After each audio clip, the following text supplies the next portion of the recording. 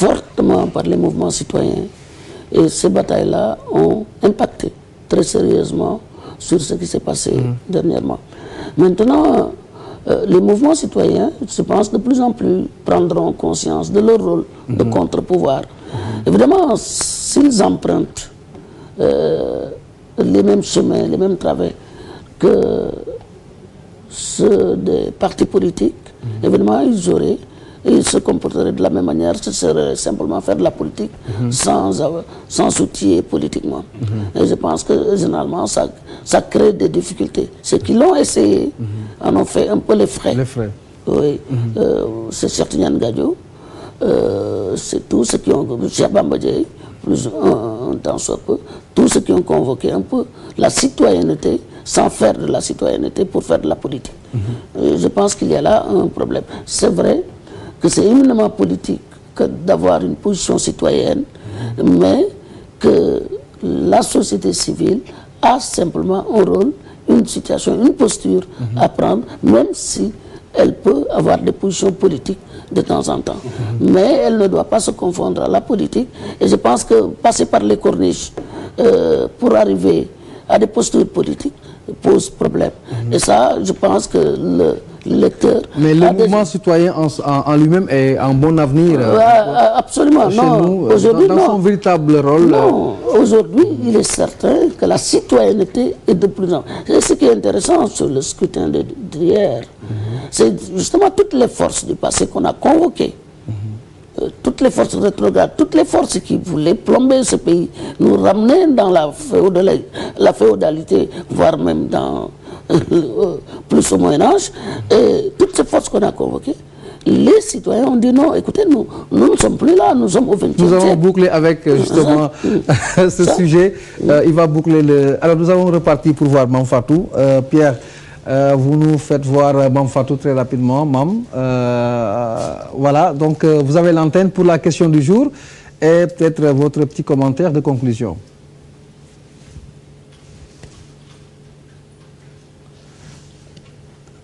Alors, on ne vous reçoit pas bien, l'image est nette, mais le son... voilà, là ça marche. Très bien, c'est moi qui avais fait un petit oubli. Alors voilà. Je disais que voilà, on a demandé aux internautes comment ils se sont sentis ce matin après donc ce qui s'est passé hier soir. Et évidemment, ils ont réagi à la fois sur Facebook et sur Google+. Donc sur Google+, quelques réactions que je vais lire avec vous. Amidou Baïla Khan, félicitations au peuple sénégalais et à l'Afrique tout entière. Je me sens soulagé et ragaillardi par l'Afrique qui peut donner une leçon de démocratie au monde. Et puis Ahmadou Thiam, toute modestie à part, on n'a rien à envier aux grandes démocraties. Abdourahim Ba, fier de moi-même, bon voilà, un peu égocentrique sur les bases. Et puis Maguette Kobar, une reprise totale des activités. Wad et sa famille, c'est de l'histoire ancienne. Fatou Fall, c'est bon le changement. Et puis bon, Pape Badiane, fier d'être sénégalais. Et puis Amidou Baïla Khan qui revient, qui nous dit mention spéciale au groupe Futur Média, ces hommes et femmes valeureux qui sont les vrais apôtres de la démocratie, sans exception. Merci à mes frères et sœurs pour le travail professionnel que vous avez consenti. Nous ne pouvons pas construire des institutions fortes sans une presse responsable. Et puis Sénégal, Djoklen Tahaou, le peuple a encore gagné une fois de plus. Sénégal, miroir de la démocratie en Afrique. Bravo, bravo, bravo, nous dire cher Samb.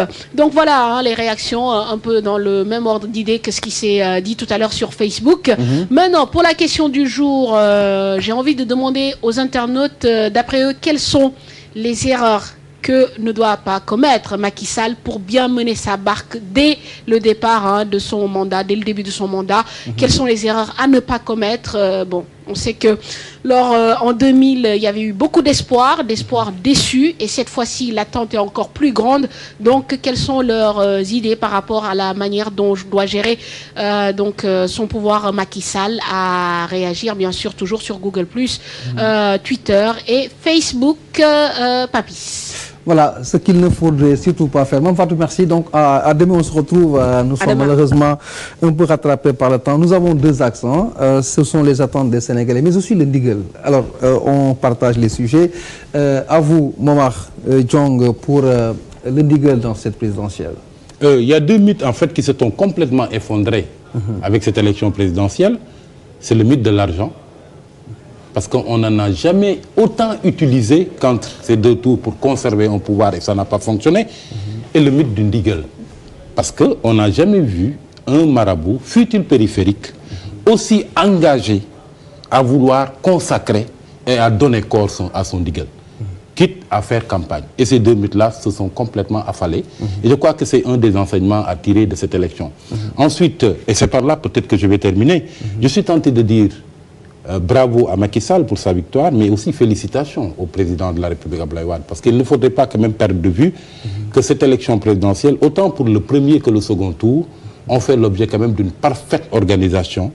Et je crois que si on en est arrivé à ce niveau-là, on le doit quand même au pouvoir central qui a eu à l'organiser dans les meilleures conditions.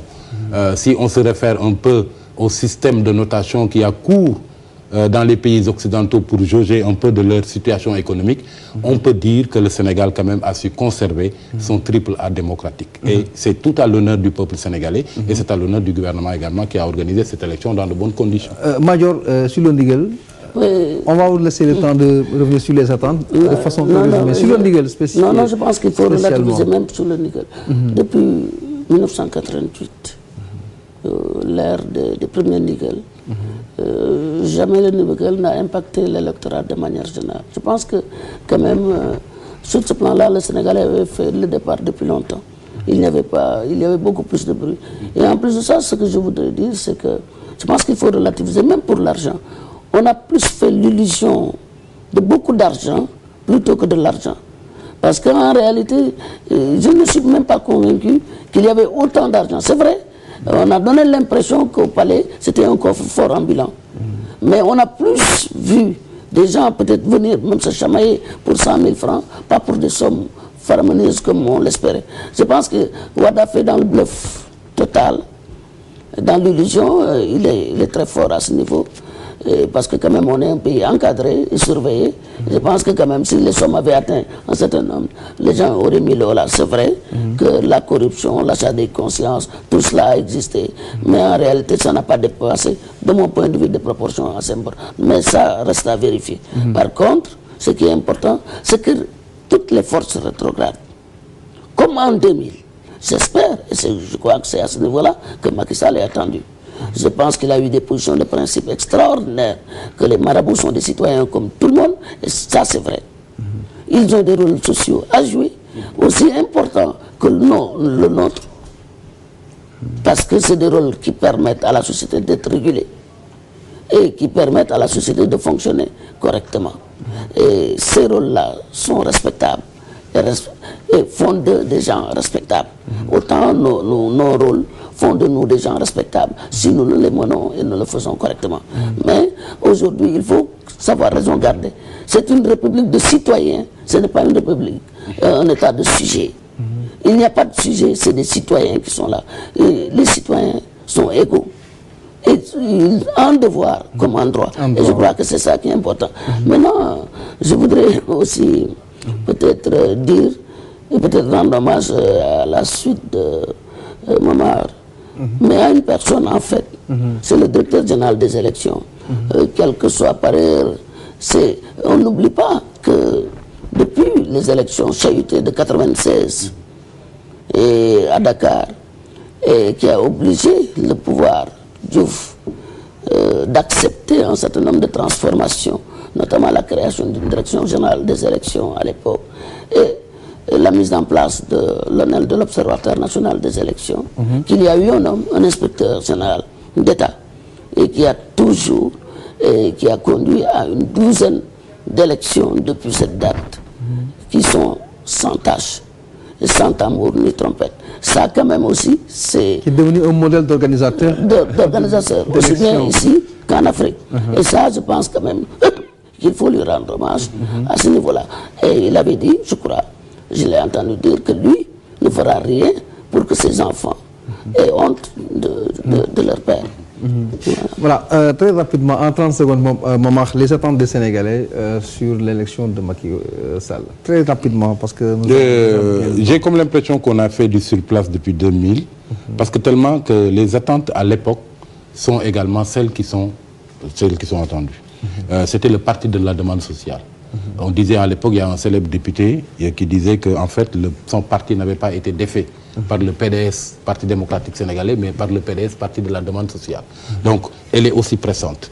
Deuxième chose, la réparation des injustices. Ça également, c'était un engagement de Wade. Quand on parle d'injustice, on ne peut pas parler uniquement de justice de dossier, etc., mais de justice sociale. Et d'arrogance, okay. Il y a Sarkozy qui s'était engagé en France quand il était élu à être le président du pouvoir d'achat, le président du plein emploi et beaucoup de choses à la fois.